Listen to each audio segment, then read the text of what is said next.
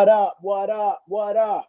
It's Pope the Blueprint, the host of the number one networking show. And I like to take the first couple of seconds of each show to highlight any local brands that I may be wearing. And tonight I am wearing XI11, which is a Okay. local 17-year-old entrepreneur here in 10. Baltimore. No, he's 17. 17. Oh, I so good. encourage everybody to support your local brands. And Yes. so we have a special guest in the building tonight. How you feeling tonight? I'm feeling good. I'm feeling good. Hi, everyone. I hope you're feeling the same. Yeah, yeah, always, always. And so before we get into the journey, before we get into this upcoming bestseller, if you can just introduce yourself, let everybody know where you're from, and Yes. just a brief overview of all you're involved in, and we're getting ready to take it back to day one. Okay. Well, first and foremost, my name is Dr. Keisha Wizard, but I go by the pen name Author Keisha Starr. I'm a New York's best-selling author, mother of two, a mental health facilitator, a blogger, songwriter. I Mm. do it all. I'm You probably a do all- painter. I don't even know yet. I'm gonna pick up a paintbrush and see. because everything you touch prosper, right? You know what? It's God. It's God. I'm gonna Yeah. just say that. Not everything, but if God said He wants you to prosper, you will. I was born and raised here in Baltimore, Maryland, but my family is from Jamaica, Kingston, Jamaica. Big up Jamaica. So a lot of my heritage and everything I do, you're gonna find some Jamaican in it. Hence, hence the books behind me, Jamaican me go crazy. My books. Yeah. Now take us back, right? Because a lot of people may see where you are right now. They see your developed gifts. And so take us back to when you first discovered that you were on to something, that you had Okay. gifts and talents. Take us back to that day or that moment. Well, I was my family first and foremost. From my mom and dad and my aunts and uncles, they were heavily involved in music. They were one Mm, of the first reggae bands here in Maryland, the Determination Band. As a matter of fact, they didn't have a reggae band, and they formed the first one. They recorded out of Bob Marley studio. So I used to always travel with them all the time. My father played the piano and write. My mom's a singer and write. My mother is actually a writer. mm, But as long as I could remember, I just always wanted to write. I didn't even want to sing. I wanted to mm. write. And so when I was in elementary school, they had a writing contest and I didn't even know what it was. I entered it. And not only did I win the contest, but my teacher took it and sent off my writing to someone to, and it was published in a book. So I became a published author when I was 10. Don't Wow. ask me anything about that book right now, but it was it was in Enoch Pratt Library. It was in all the libraries and everything. And for me, I just love writing. So I just continued to write. In school, I was fat. So let me just put that out there. Okay. So I know I wasn't going to get picked for the cheerleading team, but I knew I was going to be able to write the cheers. So I went Mm, down there to the cheerleading, the coach, and I was like, listen, I know you're not going to put me out there, but can I write your cheers? And she's like, let mm. me see what you can do. So I sat and wrote a rap, and I started singing it. And she's like, oh my God. And from that, they didn't even use the old cheers they had. I wrote all new ones. And then Wow. I just started doing like the plays, school plays and everything. This was in elementary and middle school. They used to ask me to come write the plays. And then just over the years, I became known as the poem girl. That's what they used to call me, especially in church. Everybody that died, I probably had my name on the obituary because I was writing poems for a lot of funerals. Um, but I never forget Sister Soldier, The Coldest Winter. Mm. That book, I picked it up and I read it and was like, I didn't know it was a space, a platform for us to be able to write like this. I'm like, I didn't even know there was a genre where I can speak in my language, speak in my slang, or even the community, the way the setting that she described and everything that was going on. It was what I was saying. I was, I'm from Park Heights, and I was like, I didn't even know nothing like this exists. So I Mm. went and honestly, even though Jamaican Me Crazy are the last books that's coming out for me, because I had published books other than that, this was the first book I ever wrote. And I had to go find it, but I showed my brother and my sister-in-law. The book was like this thick when I was finished. I didn't know nothing about chapters. I didn't know about format, and I didn't know about word count. I was just writing. And I swear, I think that book was like 1,000 pages long. So it took a lot of editing, a lot. When I went back and got this and said, I'm putting this out, but it was just me purging. I had so much, I just couldn't believe that there was a book like that. And so for me, I was just purging and writing, and I got it out. And from there, Nikki Turner, oh my God. Then I started reading Nikki Turner books and Street Chronicles. And I was just fascinated with these writers. And Zane, you had Zane writing the Sex Chronicles and everything. And I'm like, I didn't know we could do this, especially not just forget African Americans, but women, because women on top of being African Americans, sometimes we down here, but then women is underneath that. So for me, it was just like really empowering. And I wanted to be a part of that. And so I was blessed because my cousin was dating one of 50 Cent's road managers at the time. And Nikki Turner just happened to have been doing a book with 50 Cent. And he was like, and I just mentioned, I didn't even know at the time that Nikki was doing a book with 50. I didn't even know. And I was just like, I like writing. He was like, you do, Nikki? And I'm like, that's one of my favorite writers. He's like, I could call her for you. And I'm like, are you serious? And he called Nikki. And what I remember is getting on the phone with her, and I'm telling her about my writing and what I want to do. And I sent her something. And I couldn't believe that she came down. Now, mind you, this is Nikki Turner, who, to me, she was reality show before there was a reality show. There was no cameras following her, but Nikki was that girl. If you could picture Housewife of Atlanta, that was Nikki. And so next thing I know, Nikki is down in Baltimore in Park Heights in my bed, sitting across my bed with her shoes off, just chilling. Down to earth and And I'm sitting here like, I can't believe this. And so she was like, I'm gonna put you in my book, Nikki Turner presents Street Chronicles, A Woman's Work. And we did. And that book is what actually made me a New York bestsellers author, because we made it to the New York's bestsellers list. It was me and 3 other authors in there. My story was called Dying to Be a Star. And then I met Monique Hall from Nikki. And we connect to Monique Hall has one of the biggest bookstores right now in Atlanta. And Monique was like, let me and you put a book out. And we did. And we did Diary of a Boss Chick. And my story in there was V Power. And then I was just like, why am I, I can start my own publishing company. It's going to be some trial and error, but let me do it. And that's what I did. I started Extraordinary Publishing.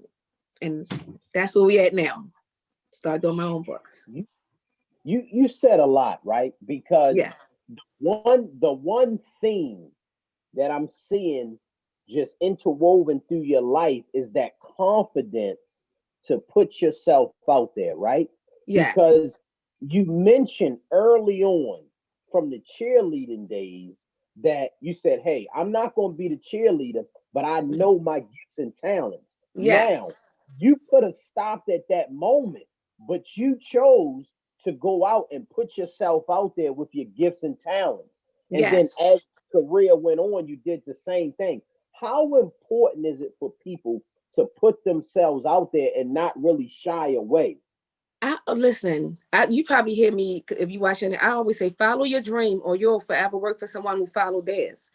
And my family came from Jamaica. So, I mean, when my grandmother came here, her whole thing was she had to work and bring her family. My mother didn't come with my grandmother. My grandmother ever worked, bust her ass, and then bring her family from Jamaica. So when my mom got here, my mom had her AA degree. And I remember her saying, oh, you're going to have to at least get your bachelor's because you got to get more than me.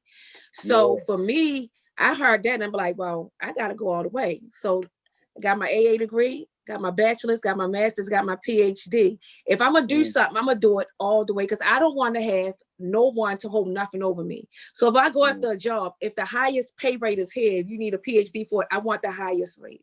If I'm going to write a book, I'm going to learn it. I don't want to just write a book and sit back and my faith is in somebody else's hand. I'm humble. I'm very humble. So I'm going to sit back and watch, but after a while, I want to learn the game too. It's like, Yeah.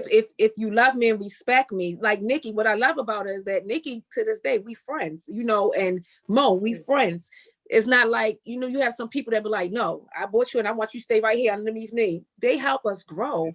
And then you have people like Victoria Christopher Murray, who is like running the game in Christian fiction. And she's one of like the best editors you'll ever find. And Oh, she edited my book and was like, you just so seasoned as a writer. She's like, your writing skills are so seasoned. And mind you, this is a lady who Tyler Perry just bought her stories, and her movie is about to be on Lifetime. And she wow. was like, I mean, I love your writing. She's my mentor right now. So I'm humble enough to know that, yes, I'm a good writer, but I'm smart enough to know that I don't know everything. I don't know the business, and I need to surround myself with people who are moguls in it. Moguls, you know, like that's doing their thing. So that's how I love being around like Zane. I would not stop till I reach out and find her. And I know she's a busy woman and everything, but that's like, I want to surround myself with the greatest. If I'm gonna do it, I'm gonna do it all the way. Yeah, you know what? And I love that too because it's like iron sharpens iron, right? And Yes. so for people coming up, how important is it to really connect with those that are ahead of you? You know what I mean? So Yeah. you have that lane to aspire to. How important is that? Especially You from your, have to. yeah, You have to, because you got to realize if I made mistakes, I could prevent you from making it. And so it's not saying it's a pecking order, but you got to show respect to the people who paved the way. If it yeah, wasn't for them ladies that I named before, I wouldn't be able to even write or been inspired to write. You can't come in. I was on Zane page and I seen she was doing a contest and was people saying, and one of the stuff she said was a guy saying, I want to challenge you or whatever. You know, hmm I'm going to be the next day. She was like, why you want to challenge me? I have such and such years in this game. I'm not mm, challenging you. I don't have to. I already mm, made my name. You got to make yours. And then she said, yeah, why? Don't try to be me. Go try to be somebody else. So I mm, was asked recently, which author do I see myself, I align myself to? And I said, none. I'm in a mm, lane by myself. yeah, And I'm not being arrogant or cocky, not to say I'm the best, but what I'm saying is I'm not inspiring to be anyone but myself. right, Um, and that's but I'm still smart enough to know I also have to pay homage to the great ones in this lane. And there's certain authors in the, whether it's urban fiction, um, anything, romance novels, whatever, there's someone who's paving the way. You yeah. gotta pay homage to them and you have to respect it and You know, connect. you know what? I love that you brought that point up, right? Because especially in music, I'm a huge hip hop person. And so a lot of times people want to be competitive Oh, I'm and sorry. no, it's all good. It's all good. A Okay. lot of times people are trying to compete with other people when you should Hmm. really try to be the best version of yourself every day. Yes. I love that you said, hey, I'm going to be the best version of me, but I'm also going to acknowledge the greats, but I'm Yes. not going to try to imitate the greats. I'm going to be the best version of myself. And that's People how keep women, on, I'm sorry, because people keep on like leaving these mess. I don't know how to stop that. no, it's all good. It's not Okay. up the flow. So that's where we need to learn from that nugget that you dropped is that we need to be the best version of ourselves, but still acknowledge the greats, and we're not in Yes. competition with anybody. It's room for You're us not. all. And then you be really, who are you in competition with when you just start like, who am I can really say that I'm going to go compete with Zane or Nikki or Victoria Christopher Murray or any of these great authors out there. They are, listen, success as a writer means that you're no longer working a 9 to 5 or working for anyone else. Your talent is paying the bill. They say Yeah, once you love what you do, you never work a day in your life. So you reach that level of success when you can sit and write and feed your family and kick your feet up. I'm not mm, there. They are. So I look stupid talking about I'm competing with them. They don't have no reason to compete with me. yeah, So they can actually stop my flow if they want to, you know. yeah, So why not understand my lane and stick in it and stay in it? And because when I get there, I will hope that I'll be able to help someone else. When I get there, I'm not trying to knock anyone off. I want to, once I get to a level, I want to be able to uplift and bring someone, because I was uplifted. You know, if it wasn't for certain people that take me under their wings, I wouldn't know what I know so far.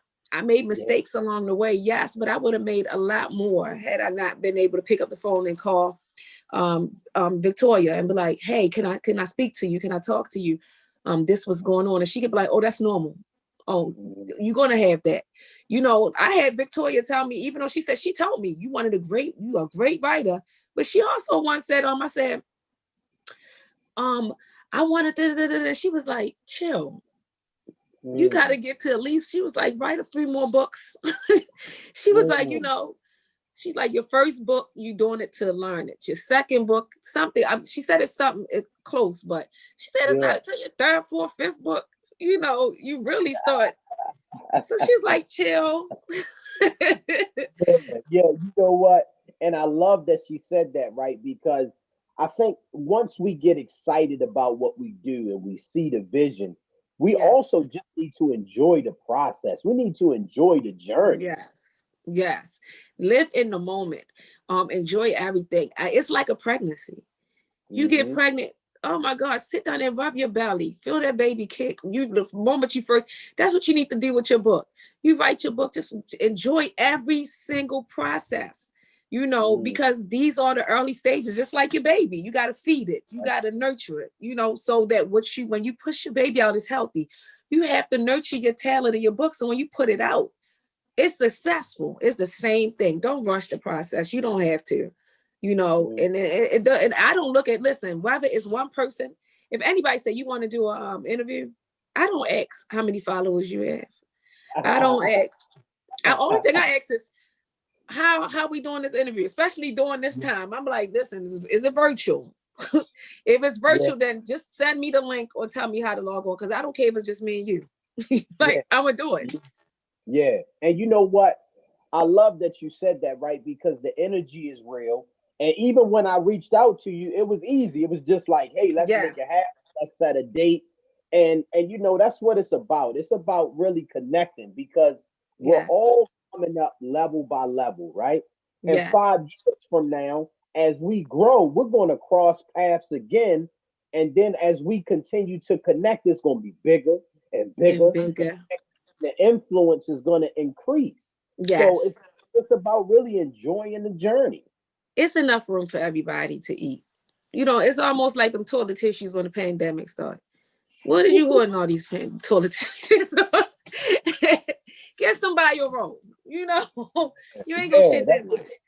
Get somebody a roll. It's enough for everybody to eat.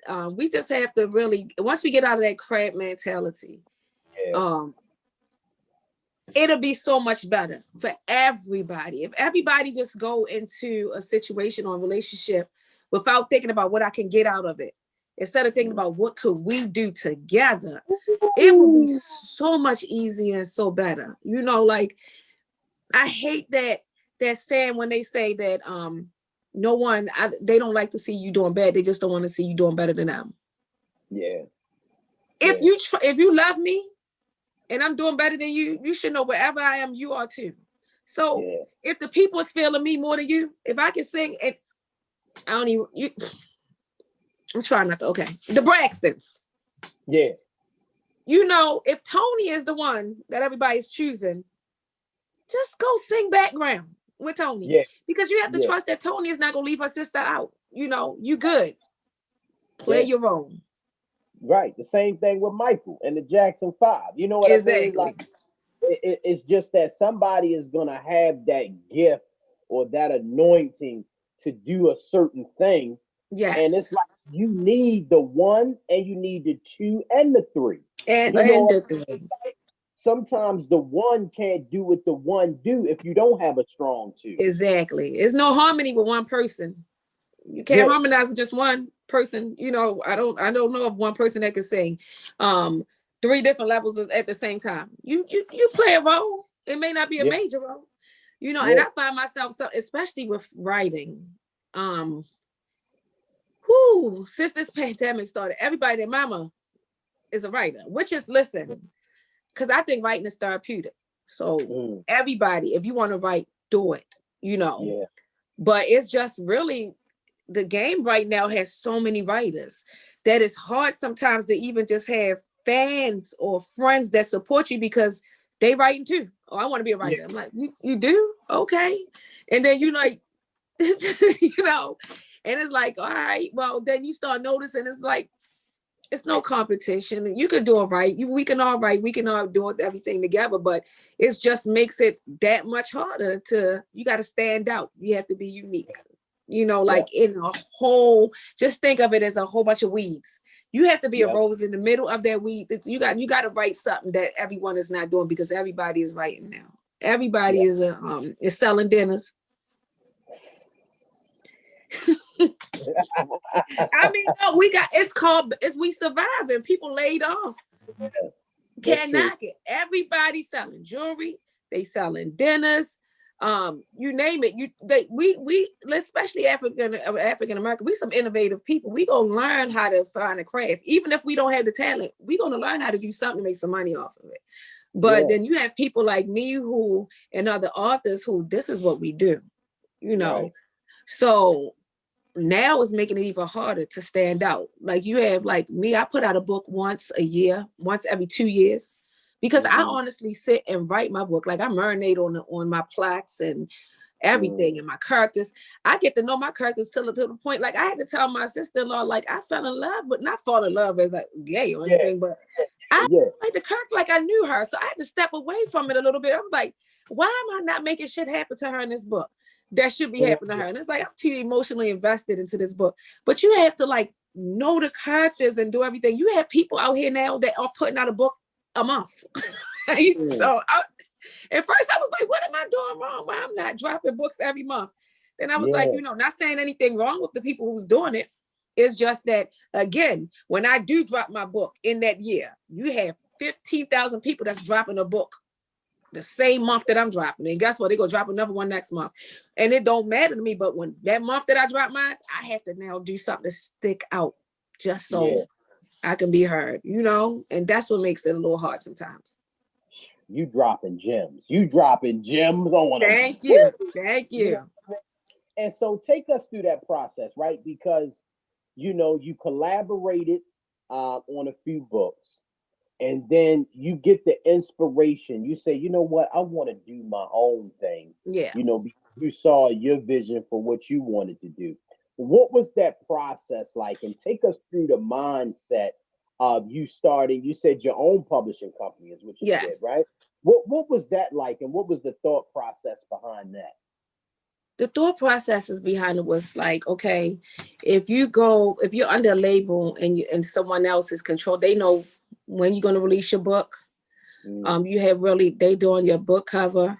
I'm somebody that like visual, so I love to do book trailers and movie trailers. You can't really control. You have no control of anything.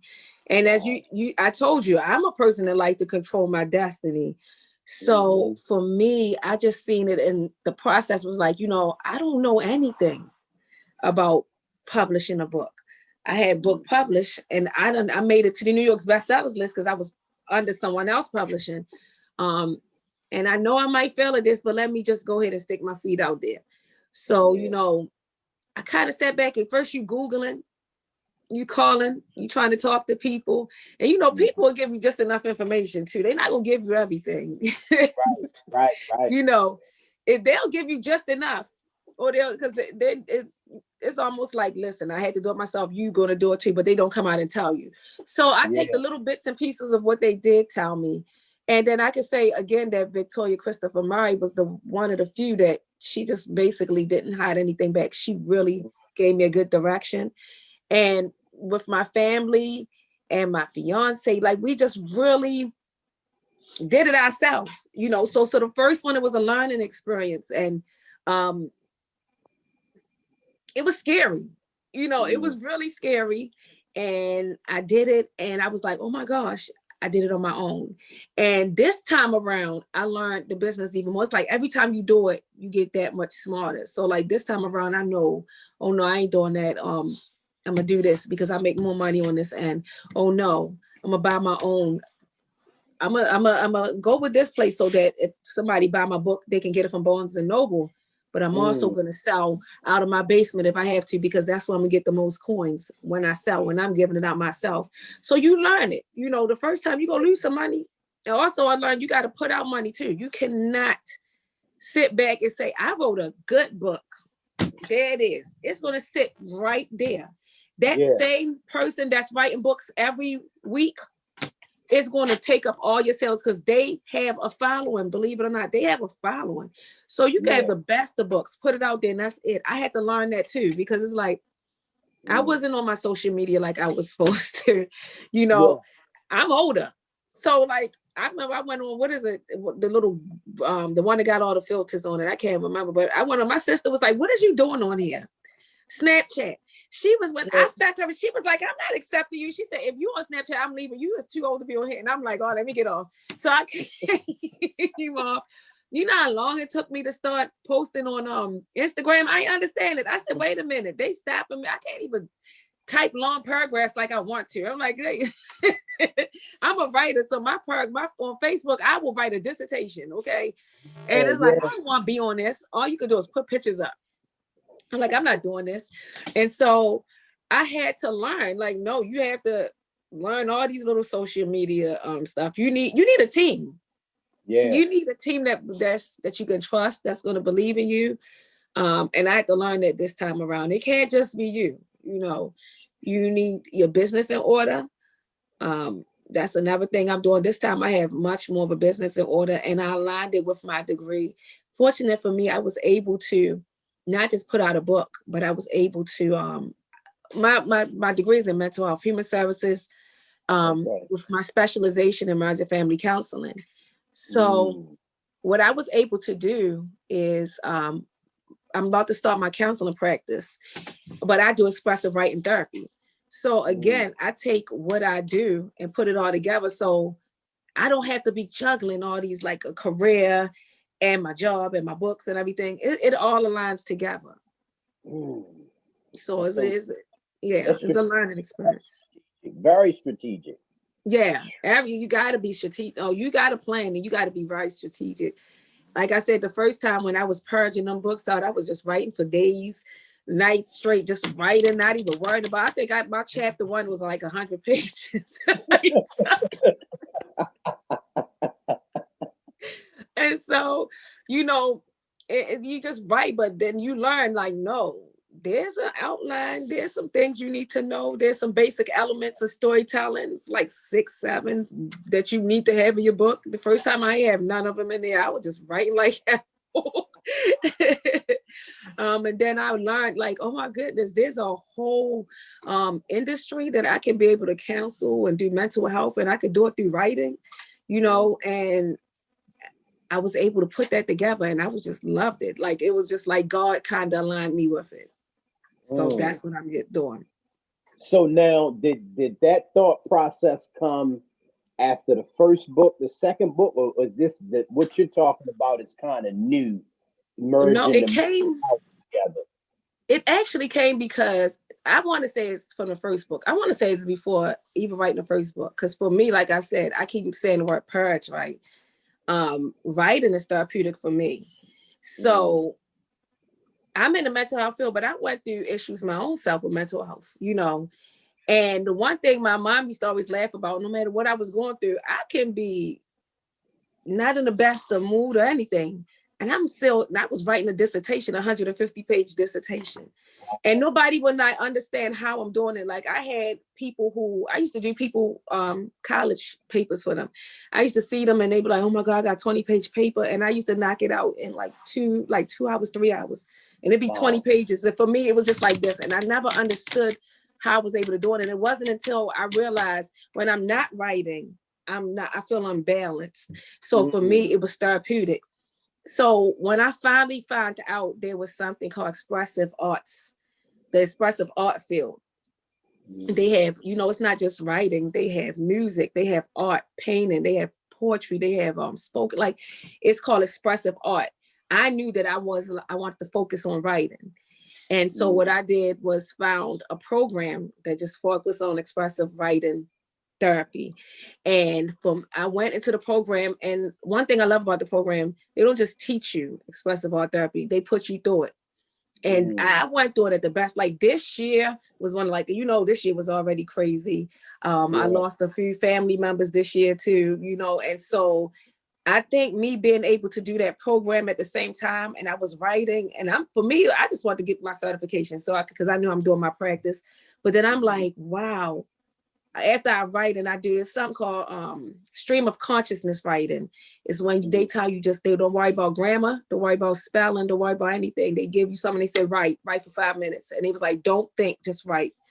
And you supposed to, like, you're going to be on different trains of thought. They know this. But as a counselor, they know how to tell you why these two, even though you may say peas over here and you said sleeping clowns, random spoons, you saying all these different things, and you like, why the hell did I write that? And they'll connect it at the end of the day. Oh, you did this because Uncle Davey touched you. You did this because your mother didn't think, and it all makes sense. And that's why sleeping clowns relate to this, and it all relates back. But that's how your mind is at that subconscious level. There's 3 levels of consciousness. Freud, it was like this, the unconscious, the subconscious, and the conscious level. So when you're writing in that stream of consciousness, you're at that unconscious or subconscious level. Your subconscious is that level that you kind of keep your fears. It's where your fears and everything is hitting at. So that's what stream of consciousness does. You don't know it. Nobody else, like the regular person don't know. So you just think you're writing, but we train to know. And so when I found that field and I went through it my own self and I seen how powerful it is, I was like, I knew that I was on to something. That's why I was able to write my dissertations. And that's why when I was going through and battling this and this, I was able to write these books. That's why I wrote 50,000 pages of Jamaican Me Crazy and couldn't stop writing. It was releasing so much things that I was suppressing. So it all makes sense. A lot of people ask, am I going to stay in urban fiction? I don't lock myself into urban fiction. I'm doing autobiographies. I'm doing everything that you can find, because as long as I'm able to write, I'm good. I told somebody else, you might see me writing Christian fiction, because guess what? Christian fiction is a lot going on in church, and it's just like urban fiction. It ain't no different. They just say hallelujah at the end. So I'll be, I'm going to try to do a little of everything, but that's what made me choose my professional field along with being an author. It just aligned with itself. You know what? That's going to be powerful, right? Because that's going to set a lot of people free. That's what I would hope. Free. I know it, right? Because, I interview a lot of people, right? This is like my 95th episode. Wow. And, Congrats. Appreciate that. And so I hear so many different stories, right? And then one particular interview, I interviewed a football coach out in Oakland, California. Okay. And he mentioned that he had like a football retreat with his team. And he mentioned that, one day they were having the retreat and he just told one of the fellas, he said, "Hey, man, I love you." And when he said, "Hey, man, I love you," it was like the guy never heard another man say, "I love you." Wow. And it really broke the guy down.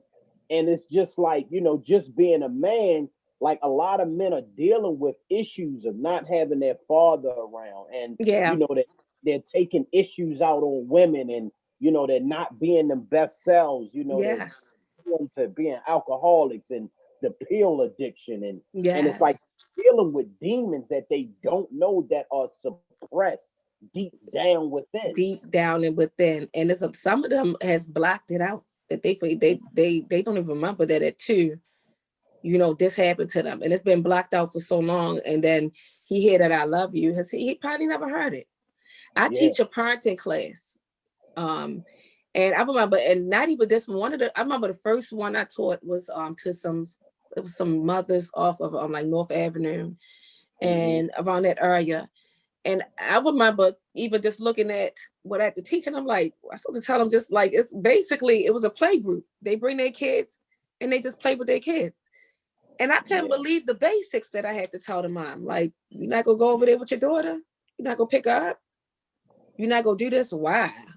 And it's just like, you take for granted the skills that I'm blessed that my mom, that was foreign to me to see a mother a lot. It was more than one. I was the one that looked like I was abnormal to tell them, like, why are you not picking her up? Why you not, she's crying. Why you not holding her? And then you think about it, and I can't fault them because you don't know how they were raised. You can only give what you know. So if that's all she was exposed to, and that's all they were exposed to, they don't know no different. And it took one time I found out that I think somebody said this before. Somebody told me, I don't know who said it, that it was somebody who never left Cherry Hill. Like they were born and raised in Cherry Hill. I'm talking about, I don't think the person even went to the harbor before. And she was like, they were saying it's something, and that wasn't uncommon. A lot of people don't leave their community, so everything else when they see look foreign or look crazy to them. And then you have the world that perceives them as like monsters, but it's just like they're just like anybody else. That is it's just a bad thing within themselves. That's trauma too, So yes, they out here robbing and stealing and killing, not making no excuses for them. But if you knew what their early experiences was, then you would probably understand why they don't think nothing wrong with shooting Pookie. They shoot little Mikey because their father, like it's so much that you gotta see. It's just how early the early development is connected to the things and the choices and behaviors that we make as adults. Again, that's why I love writing, because I can put it in writing. And I teach one thing I do is teach with my parents on how to take their traumas. And what I love about books is you can end it on your term, right? So you can even do, like, say you write your life story, you can write it as from a nonfiction, which means you're like an autobiography, or you could do creative nonfiction. Creative nonfiction meaning that it's some realness to this story. This is a real storyline, but it's told in a way that is entertaining for readers. That's called creative nonfiction. So yes, this may be true, but I may add this in and change this.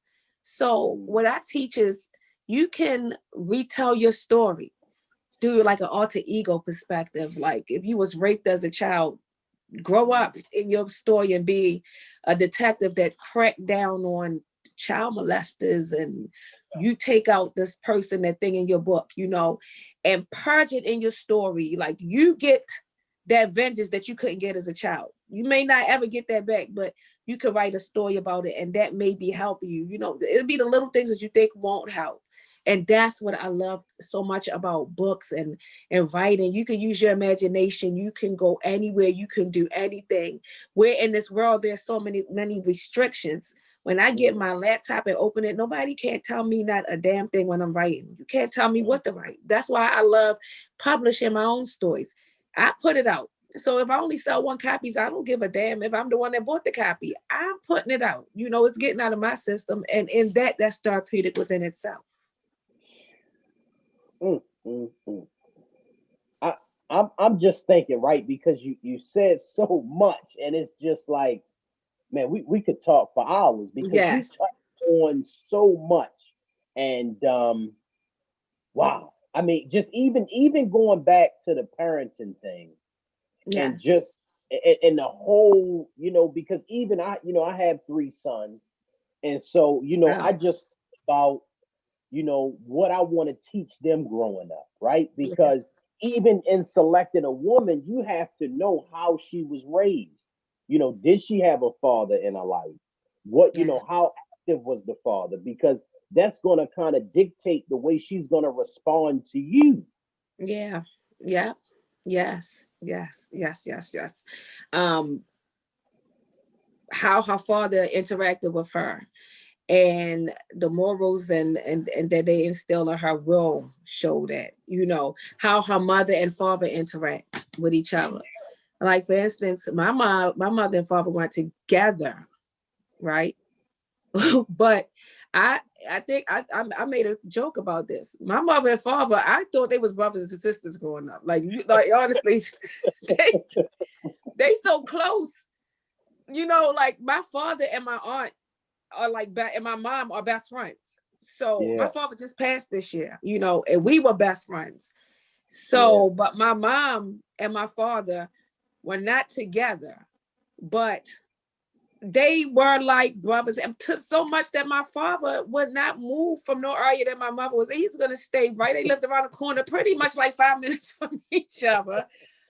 And if you look at all of my father's early pictures and stuff, they were at my grandmother's house. They were best friends. And Yeah. so me and my fiance, I look at it like if we, God forbid, but if we're not together, that don't mean we have to be enemies. That don't mean I Yeah. have to come for his neck. Because I see my mother, I see my father, and I see that at the end of the day, it helped me. I didn't have to choose, or like I love my mother, or I love my father, or felt I had to be this way around my mother, and but no, I was just a regular child that my father was in the household, but he wasn't. Because he was, he still called and wanted his dinner. My grandmother still sharing his plate. My mom, and that could be a Jamaican culture thing. I don't know, but it did play a huge part to it. Like I don't think that even any relationship I ever been in, I don't have no ill feeling. I could walk away, but I think that all plays a part in how I see my mother and father interact. It definitely does. Because I look back on my past and I'm like, okay, I see that. I didn't see that in the beginning, but Yes. I know now, Yes. So you dropping gems. Now let's get back to the book, right? Let's get back to the book, Yes. It's so much. Let's talk about the upcoming book. Okay. Just give us some a little bit of details of what you want people to take away from this upcoming book. Okay, so in the first part of the book, you have Jamaica. In the first part of the book, Jamaica was raised in a household with parents that had to do a little wrong to get right, as some of us, However, once they were able to get right, they turned that dirty money clean, and they always wanted that. They did a lot to make sure their kids didn't have to take that route. But their early exposure, as we know, that we just talked about, their early exposure had already she wanted that big life, even though she had it. Her father and her mother were entrepreneurs. She had it, right? And so she had a best friend who she kind of was raised a little different because her father passed. Her mother was a single mom struggling on drugs. So for her, she was like, I'm gonna get me and my best friend go get straight, And her best friend was a stripper. So she's telling her friend, like, listen, you got the connections, I have the money. We're going to get in the business. We're going to get in. We're going to get out. We're going to get this money. And they did. They were successful at what they did. But we all know that money is the root to all evil. And so in the first part, we seen just how money and how that root, not only that root to manifest outside the house, it was inside the home. It go through family. It was a family, friends, how money could change people. And you see that in part one. Now in part two, I mean, you also got to see Jamaica. Jamaica is somebody. She is something else, right? In part one. And a lot of things she did, was coming back in part one. But in part two, you see how she handles the situation. But there's consequences for everything we do. Whether you're the one causing trouble or whether you're the one paying back somebody who caused you trouble, there are consequences and repercussions, and you just should never get too comfortable. That's what I want my readers, the message I want them to know. Never get too comfortable, and don't always think that your enemy is that person that's mugging you all the time. Because they don't hate you that much because they mugging you. So you kind of know what they feeling. You need to watch the one that's smiling around you, So that's all I want you to take from that book. You gonna lie, I can't. I love. Let me tell you, I enjoy writing this book. I ain't lying to you. I told you I became connected to these characters. and the visuals too. I seen the visuals that you put out. Yes. So now was that something new that you've added to this process? Was the visuals? So the first time, let me tell you, in the first one, it's two. So I don't know. In the first one, that was my family, right? I was sitting down and I said, I want to do a trailer. I was like, but I don't want no corny trailer that somebody just sit in the woods and I want some trailers. So my family, I called them and like, they was there, all of them. I mean, everybody you see in there was family, friends, my fiance in there, my little cousin, everybody you saw was family. So I did that. And I loved it. And so when the next book come out, I was like, I want to do a trailer again, and we were limited because of Corona. At first, I wasn't going to do it at all. But the director, shout out to Gotti, one of the best directors here. He said, I'll be able to do it. And I can do it where we social distance and where I can make sure it's good. And so we didn't get to do as much as we wanted to. It was very limited, but we had fun. And that's all I ever do. If anybody know me or follow me, they know I'm always having fun. I'm cracking jokes. I crack jokes 95% of the time. My brother's here tickling my feet. You can't even see. And and shout out to Courtney that's on the cover. Yes. Simply G Events. She was on the show in the early days. Wait. Courtney is family. Yeah, shout out to Courtney. Yeah. Yeah, shout out Court. Yes, yeah. Courtney is family. That's my fiance's little cousin, so that's my little cousin too. She's awesome with Simply G Events. I love it. Her and Aunt Doss. Oh my goodness, I have never seen people that like Aunt Doss and Courtney could take a toilet tissue roll and make a whole wedding cake out of it. When you finish that event, like they are so good at what they do. Very much, yes. Yeah. So now let people know, because the book let us know when the book come out, where we can purchase the book so we can make sure we support you. Okay, so the book drops. You're Making Me Go Crazy 2 drops on January the 9th. I'm having a virtual book release on Facebook.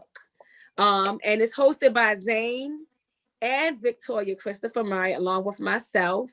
You can follow me on every social media, Instagram, Facebook, Twitter, YouTube.